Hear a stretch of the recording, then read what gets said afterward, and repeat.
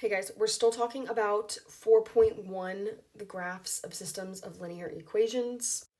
But now, instead of finding the equations and then converting them to standard form, we're going to be talking about graphing them. So you'll be given two equations. We have to actually graph them in order to find the solution.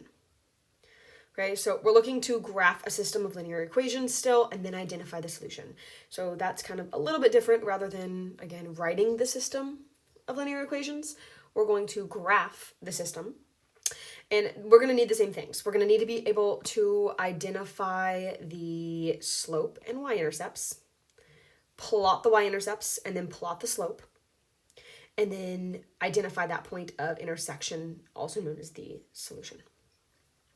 So as you can see, I have two equations here. I have f of x equals negative 1/3 x plus 1 and g of x equals 2x minus 6.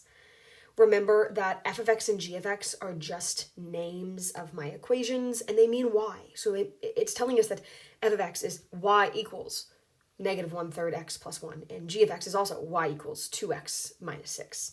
It's just differentiating between the fact that we have two different lines. So let's go ahead and get started. We're going to start with f of x first. I'm going to graph f of x. So I need to identify both the slope and y-intercept. So for f of x, the slope is negative 1/3. As you can see right there, it's a negative 1/3. Okay, don't forget that negative. And then the y-intercept, the y-intercept is that positive 1 value right there. So on my graph, I'm going to go to the y-axis and I'm going to go to where it says positive 1. And then my slope must be negative. So it's going to be going down from left to right. We can draw my arrows to kind of help us out. Down and then to the right. Let's get rid of that crazy line right there that I just drew. Okay, so from my y-intercept, I'm going to go down 1 and then to the right 3. And then I'm going to have another point there.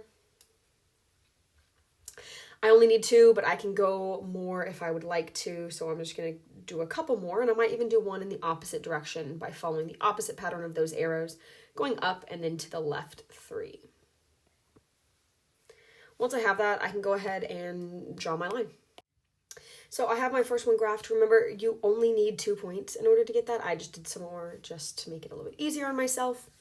And now let's graph the second one. I'm going to choose to graph in a second color. I recommend you do this as well. It's going to help you differentiate, but it's also always a good idea to label. I'm going to label this one f of x because that was the name of it. So now let's look at g of x. And again, I'm going to switch to this green color so that I can differentiate. So my slope is 2. Well, that's not a fraction. So let's go ahead and make that a fraction by putting it over 1. That means it's positive, so we're going to go up and to the right. And then my b value is this negative 6. So to start off, I'm going to go to my graph, to the origin, and go down on the y-axis to negative 6. From there, I'm going to do my slope of 2 over 1. So up 2 over 1.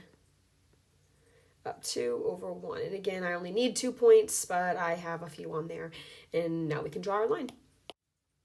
Something important to notice is that I always make sure that I extend my lines through my graph. It's super important that you do that so that you can tell the point of intersection. It also just looks a lot more clean. So now that I have both f of x and g of x graphed, and I can label my g of x as well, I can find the solution. Remember, that's the point of intersection, where they cross. So where do they cross? I'm going to go ahead and highlight that in purple. Let's put that on there in just a lovely purple color. Right here is where they cross, actually at the x-intercept. So that's going to be our solution at that very point, which is 3, 0. So over here when it asks for the solution, I'm going to write 3, 0. And that's all there is to it. So similarly to the beginning of 4.1, it's nothing new. It's just a continue practice for you. And now you have 2 lines for each problem because a system of linear equations just means you have 2 or more lines. And I told you we're going to be dealing mostly with 2. And then it's looking for the point where they cross. Remember that there are those three different types of solutions. We could have no solution where the lines don't ever cross. One solution where that's the most typical and the most common. That's why I have that green star.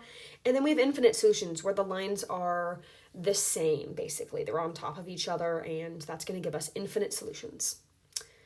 All right. Let your teacher know if you have any questions about this graphing and finding the solution.